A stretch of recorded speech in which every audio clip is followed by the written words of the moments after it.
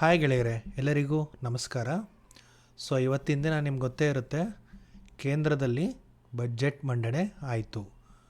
Budget 2024ರ ಮುಖ್ಯಾಂಶಗಳನ್ನ ತಿಳ್ಕೊಳ್ಳೋಣ. ಏನು ಅಂದ್ಕೊಂಡಿದ್ದೀರಾ? Middle ಕ್ಲಾಸ್ಗೆ ಏನಾದ್ರು ಹೆಲ್ಪ್ ಆಗಿರ್ಬೋದು ಅಂದ್ಕೊಂಡಿದ್ದೀರಾ? ಏನಾದರೂ ಉಪಯೋಗ ಆಗಿರುವಂತಹ ಬಜೆಟ್ ಮಂಡನೆ ಆಗಿದೆ ಅಂದ್ಕೊಂಡಿದ್ದೀರಾ? ಇದನ್ನು ಜಸ್ಟ್ ವಿವರವಾಗಿ ಹೇಳೋಕ್ಕೆ ಪ್ರಯತ್ನ ಪಡ್ತೀನಿ. ಈ ಸರದ ಬಜೆಟ್ನಲ್ಲಿ ಏನಾಯಿತು ಅಂದರೆ, ಇದು ನಾವು ಟ್ಯಾಕ್ಸ್ ಪೇಯರ್ಸ್ ಏನಂತೀವಲ್ಲ, ಅವ್ರಿಗೆ ಕೊಟ್ಟಿರುವಂತಹ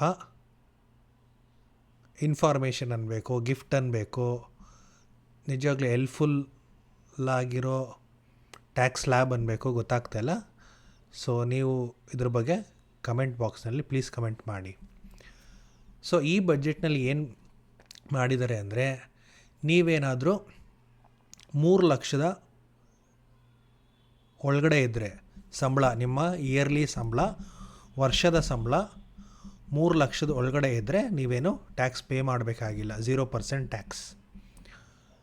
ನಿಮ್ಮದೇನಾದ್ರು ಸ್ಯಾಲ್ರಿ ಸ್ಲ್ಯಾಬು 3 ಲಕ್ಷದಿಂದ 7 ಲಕ್ಷದವರೆಗೂ, 3 ಲಕ್ಷದಿಂದ 7 ಲಕ್ಷದವರೆಗೂ ಇದ್ದರೆ ನೀವು 5% ಸ್ಯಾಲ್ರಿನ ಟ್ಯಾಕ್ಸ್ ಆಗಿ ಕಟ್ಟಬೇಕಾಗುತ್ತೆ. ಅಕಸ್ಮಾತ್ ನಿಮ್ಮ ಸ್ಯಾಲ್ರಿ ಏನಾದರೂ 7 ಲಕ್ಷದಿಂದ 10 ಲಕ್ಷದವರೆಗೂ ಇದ್ದರೆ 10% ಸ್ಯಾಲ್ರಿ ಕಟ್ಟಬೇಕು.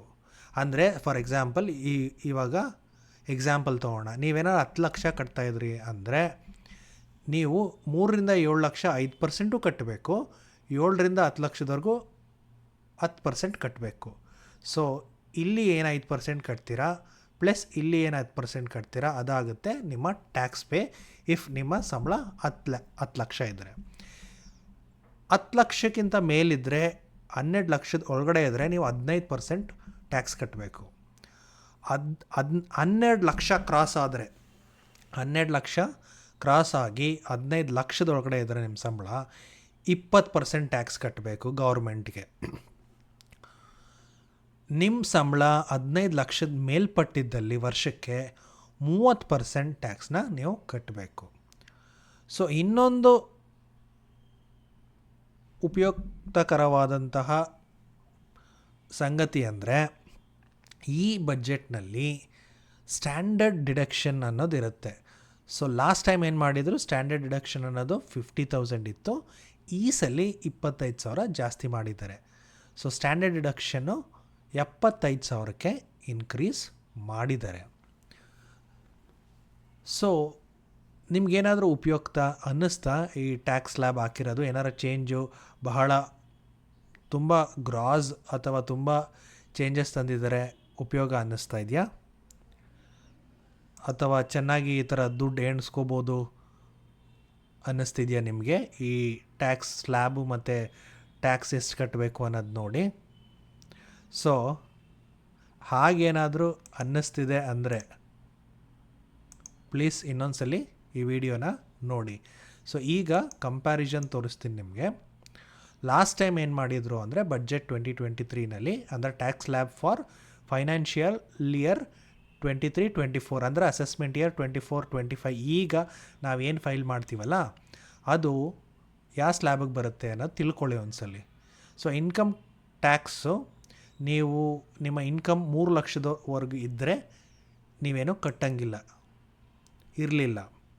3 ಲಕ್ಷದ 1ರಿಂದ 6 ಲಕ್ಷದವರೆಗೆ ನೀವು 5% ಟ್ಯಾಕ್ಸ್ನ ಕಟ್ಟಬೇಕು. 6 ಲಕ್ಷದಿಂದ 9 ಲಕ್ಷದವರೆಗೆ 10% ಟ್ಯಾಕ್ಸ್ ಕಟ್ಟಬೇಕು. ನೀವೇನಾದ್ರು 6 ಲಕ್ಷದಿಂದ 9 ಲಕ್ಷದವರೆಗೂ ಸಂಬಳ ತಗೋತಾ ಇದ್ದರೆ, ಯಾವುದ್ರ ಪ್ರಕಾರ, ಬಜೆಟ್ 2023 ಪ್ರಕಾರ 10% ಟ್ಯಾಕ್ಸ್ ಕಟ್ಟಬೇಕು. 6 ಲಕ್ಷದಿಂದ 9 ಲಕ್ಷದವರೆಗೂ 10% ಟ್ಯಾಕ್ಸ್. ಇದೆಲ್ಲಿಂದ ಬಂತು ಅನ್ಕೋತಾ ಇದ್ದೀರಾ? 15,000 ಬಂದು 3 ಲಕ್ಷದಿಂದ 6 ಲಕ್ಷದವರೆಗೆ 5% ಇದೆಯಲ್ಲ, ಅದು ಕ್ಯಾಲ್ಕುಲೇಟ್ ಮಾಡಿದ್ರೆ 15,000 ಬರುತ್ತೆ. ನಿಮ್ಮ ಸ್ಯಾಲ್ರಿ 9 ಲಕ್ಷ ಆಗಿದ್ದಲ್ಲಿ 15,000 plus 10% tax for amount between 6 lakhs to 9 lakhs. 6 lakhs to 9 lakhs ಅಂದರೆ ಎಷ್ಟಾಗುತ್ತೆ? 3 ಲಕ್ಷಕ್ಕೆ ನೀವು 10% ಕಟ್ಟಬೇಕಾಗತ್ತೆ. 15,000 ಪ್ಲಸ್ 3 ಲಕ್ಷಕ್ಕೆ 10% ಟ್ಯಾಕ್ಸ್. ಸೊ ನೆಕ್ಸ್ಟ್ ಬಂದರೆ ಏನಾಗುತ್ತೆ ಅಂದರೆ, ಸೊ 9,01,000ರಿಂದ 12,00,000ವರೆಗೂ ಇದ್ದರೆ 15% ಟ್ಯಾಕ್ಸ್ ಕಟ್ಟಬೇಕು. ಅಗೇನ್ ಇದು ಎಲ್ಲಿಂದ ಬಂತು? 45,000 ಅಂದರೆ, ಸೊ ಈ 15,000 ಪ್ಲಸ್ ಇಲ್ಲಿ 30,000 ಆ್ಯಡ್ ಆಯ್ತಲ್ಲ 10% ಆಫ್ ದಿ ಸ್ಲ್ಯಾಬ್ಗೆ. ಸೊ ಓವರಾಲ್ ನೀವು 12 ಲಕ್ಷ ಸಂಬಳ ಇದ್ದರೆ ವರ್ಷಕ್ಕೆ 45,000 ಪ್ಲಸ್ 15% ಟ್ಯಾಕ್ಸ್ ಕಟ್ಟಬೇಕು.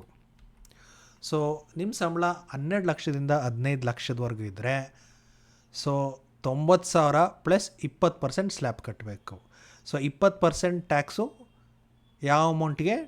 12 lakhs ಮೇಲ್ಪಟ್ಟಿರೋ ಅಮೌಂಟ್ಗೆ, 15 lakhs ಒಳಗಡೆ ಇರೋ ಅಮೌಂಟ್ಗೆ 20% ಕಟ್ಟಬೇಕು, ಪ್ಲಸ್ 90,000 ಟ್ಯಾಕ್ಸ್ ಜೊತೆಗೆ. ಸೊ ನಿಮ್ದೇನಾದ್ರು ಸ್ಯಾಲ್ರಿ 15 ಲಕ್ಷಕ್ಕಿಂತ ಜಾಸ್ತಿ ಇದ್ದರೆ ಎಷ್ಟು ಕಟ್ತೀರಾ? 30% ಕಟ್ತೀರಾ. ಯಾವುದೇ ಸಂಬಳ ನೀವು 15 ಲಕ್ಷದ ಮೇಲಾದರೆ 30%. ಫಾರ್ ಎಕ್ಸಾಂಪಲ್ 16 ಲಕ್ಷ ತೊಗೋತಾ ಇದ್ರಿ ಅಂದ್ಕೊಳ್ಳಿ ನಿಮ್ಮ ಸಂಬಳನ. ಸೊ 15 ಲಕ್ಷದ ಮೇಲೆ ಎಷ್ಟಿದೆ? 1 ಲಕ್ಷ ಇದೆ ಅಲ್ವಾ? ಸೊ 1 ಲಕ್ಷದಲ್ಲಿ 30% ಅಂದರೆ 1 ಲಕ್ಷಕ್ಕೆ ನೀವು 30,000 ಟ್ಯಾಕ್ಸ್ ಆಗಿ ಕಟ್ತೀರಾ. ಸೊ ಅಬೋವ್ 30% ಕಟ್ಟಿ ಅದ್ರ ಜೊತೆಗೆ 1,50,000 ಟ್ಯಾಕ್ಸ್ ಕಟ್ತೀರಾ. ಸೊ ಇದಾಗಿತ್ತು ಬಜೆಟ್ 2023 ಸೊ ಈಗಿನ ಬಜೆಟ್ನಲ್ಲಿ ಏನು ಮಾಡಿದ್ದಾರೆ? ಈ ಬಜೆಟ್ ಬಂದು ಫೈನಾನ್ಷಿಯಲ್ ಇಯರ್ 2024-25ಗೆ ಮತ್ತು ಅಸೆಸ್ಮೆಂಟ್ ಇಯರ್ ಆಗುತ್ತೆ 25-26ಗೆ. ಸೊ ಇದರಲ್ಲಿ ಏನು ಬದಲಾವಣೆ ತಂದಿದ್ದಾರೆ ಅಂದರೆ, ನೋಡಿ ಇಲ್ಲಿ, so income up to 3 lakhs same last time ಇದ್ದಂಗೆ ಇನ್ಕಮ್ ಅಪ್ ಟು 3 lakhs ಏನೂ ಕಟ್ಟಂಗಿಲ್ಲ.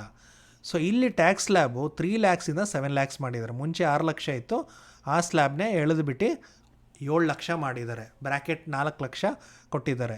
ಸೊ ಅಂದರೆ ಇದಕ್ಕೆ 3 ಲಕ್ಷದಿಂದ 7 ಲಕ್ಷದವರೆಗೆ 5% ನೀವು ಟ್ಯಾಕ್ಸ್ ಕಟ್ಟಬೇಕಾಗುತ್ತೆ. ಅದಾದಮೇಲೆ 7 ಲಕ್ಷದಿಂದ 10 ಲಕ್ಷ ಮಾಡಿದ್ದಾರೆ. ಮುಂಚೆ ಅದು 9 ಲಕ್ಷ ಇತ್ತು, ಈಗ 10 ಲಕ್ಷದವರೆಗೂ ಎಕ್ಸ್ಟೆಂಡ್ ಮಾಡಿದ್ದಾರೆ. ಜಸ್ಟ್ 1 ಲಕ್ಷ ಸ್ಲ್ಯಾಬ್ ಅಷ್ಟೇ ಜಾಸ್ತಿ ಎಕ್ಸ್ಟೆಂಡ್ ಮಾಡ್ಕೊಂಡು ಹೋಗಿದ್ದಾರೆ.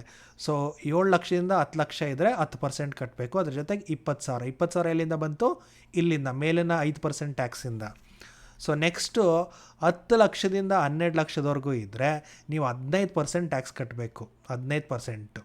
ಸೊ ಇಲ್ಲೇನೋ ಅಷ್ಟೊಂದು ಚೇಂಜ್ ಮಾಡೋಕ್ಕೆ ಹೋಗಿಲ್ಲ. ಮುಂಚೆನೂ 12 ಲಕ್ಷದವರೆಗೂ 15% ಇತ್ತು, ಈಗಲೂ 10ರಿಂದ 12 ಲಕ್ಷದವರೆಗೂ 15% ಇದೆ. ಜೊತೆಗೆ ನೀವು 50,000 ಮೇಲಿಂದ ಬಂದಿರೋ ಟ್ಯಾಕ್ಸ್ ಇರುತ್ತಲ್ಲ ಅದ್ರ ಜೊತೆ ಕೂಡಿ ಕಟ್ಟಬೇಕಾಗುತ್ತೆ. ಸೊ ನೆಕ್ಸ್ಟ್ ಸ್ಲ್ಯಾಬ್ ಬಂದರೆ 12 lakhsಯಿಂದ 50 lakhs. ಇದಂತೂ ಚೇಂಜೇ ಮಾಡಿಲ್ಲ, ಮುಟ್ಟೇ ಇಲ್ಲ. ಇದನ್ನು ಯಾಕೋ ಬೇಡವೇ ಬೇಡ ಅಂದ್ಕೊಂಡು, ತಂಟೆಗೆ ಹೋಗಲೇಬಾರ್ದು ಅಂದ್ಕೊಂಡು ಇದನ್ನು ಹಾಗೆ ಇಟ್ಬಿಟ್ಟಿದ್ದಾರೆ. ಸೊ 12 lakhsಯಿಂದ 15 lakhsವರೆಗೂ 20% ಕಟ್ಟಬೇಕು. ಜೊತೆಗೆ 80,000 ಕಟ್ಟಬೇಕಾಗುತ್ತೆ, 80,000 ಕಟ್ಟಬೇಕಾಗುತ್ತೆ. ಅದೆಲ್ಲಿಂದ ಬಂತು? 5%, 10%, 15% ಇತ್ತಲ್ಲ, ಅದೆಲ್ಲ ಕೂಡಿದ್ರೆ 80,000 ಆಗುತ್ತೆ. ಸೊ ಅದ್ರ ಮೇಲೆ 15 ಲಕ್ಷದ ಮೇಲಿದ್ದರೆ ನೀವೇನು ಮಾಡಬೇಕು? 30% ಕಟ್ಟಬೇಕು. ಅದನ್ನು ಸೇಮೇ ಇದೆ, ಅದೇನು ಚೇಂಜ್ ಮಾಡಿಲ್ಲ. ಸೊ ಈಗ ಏನು ಮಾಡ್ತೀರಾ? 15 ಲಕ್ಷಕ್ಕಿಂತ ಮೇಲೆ ಬರ್ತಾಯಿದೆ ಅಂದರೆ 30% ಜೊತೆಗೆ 1,40,000 ಕಟ್ತೀರಾ. ಸೊ ಈ ಬಜೆಟ್ನಲ್ಲಿ ಏನು ಹೇಳ್ತಾರೆ ಅಂದರೆ, ನೀವು ಹೆಚ್ಚು ಕಮ್ಮಿ ನ್ಯೂ ರೆಜಿಮನ್ಗೆ ಸೆಲೆಕ್ಟ್ ಮಾಡ್ಕೊಳ್ಳೋದ್ರಿಂದ, ಈ ರೆಜಿಮನ್ಗೆ ಹೋಗೋದ್ರಿಂದ 17,500,000 ಲಕ್ಷನ ಇಲ್ಲ ಸಾರಿ 17,500,000 ಲಕ್ಷ ಉಳಿಸಲ್ಲ, ಜಸ್ಟ್ ಕೇವಲ 17,500 ರೂಪಾಯಿ ಉಳಿಸ್ಬೋದು ಅಂತ ತಿಳಿಸಿದ್ದಾರೆ.